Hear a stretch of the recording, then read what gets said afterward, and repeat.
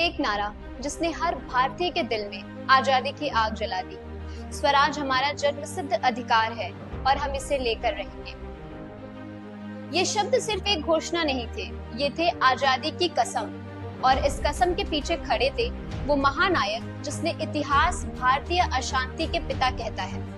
नमस्कार, मैं हूँ श्रेया और आज हम जानेंगे लोकमान्य बाल गंगाधर तिलक की कहानी। एक ऐसे योद्धा की कहानी जिसने कलम को हथियार बनाया, त्योहार को आंदोलन में बदला और हर भारतीय को स्वराज के लिए लड़ना सिखाया।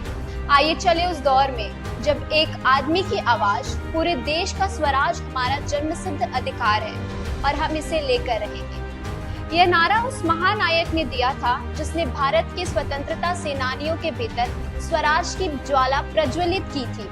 भारतीय अशांति के पिता के नाम से जाने जाने वाले लोकमान्य बाल गंगाधर तिलक का जन्म 23 जुलाई 1856 को महाराष्ट्र के रत्नागिरी में हुआ था।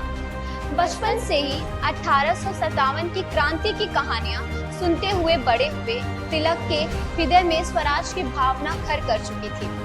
तिलक जी ने पत्रकारिता को माध्यम बनाते हुए केसरी एवं मराठा जैसे समाचार पत्रों के जरिए अंग्रेजी सरकार की क्रूरता को उजागर किया और हर देशवासियों में स्वराज की भावना को प्रबल किया। राष्ट्रीय भावना और एकता को मजबूत करने के लिए उन्होंने सार्वजनिक गणेश उत्सव की शुरुआत की तथा देशवासियों को शिवाजी महाराज की जयंती मनाने के लिए प्रेरित किया। तिलक जी ने अपने दो साथियों विपिन चंद्र पाल और लाला लाजपत राय के साथ मिलकर कांग्रेस के भीतर नरमपंथी नेताओं से अलग अलग एक आक्रामक शैली में आजादी के संघर्ष को आगे बढ़ाया तथा विदेशी वस्तुओं के बहिष्कार का आह्वान किया। अपनी अटूट देशभक्ति के कारण उन्हें कई बार जेल जाना पड़ा, जिसमें सबसे लंबी सजा बर्मा के मांडले जेल में हुई। इस दौरान उन्होंने गीता रहस्य नामक प्रसिद्ध पुस्तक की रचना की। सन 1916 में तिलक जी ने एनी बेसेंट और मोहम्मद अली जिन्ना के साथ मिलकर Akhil Bharatiya home rule league की स्थापना की तथा संगठन ने स्वराज की मांग को सशक्त बनाया। देश के विभिन्न समुदायों को एकजुट किया।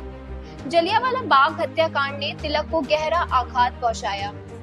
इस दुख ने उनके स्वास्थ्य को भी प्रभावित किया, किंतु उनकी देशभक्ति में कोई कमी नहीं आई। 1 अगस्त 1920 को 65 वर्ष की आयु में लोकमान्य तिलक इस संसार से विदा हो गए।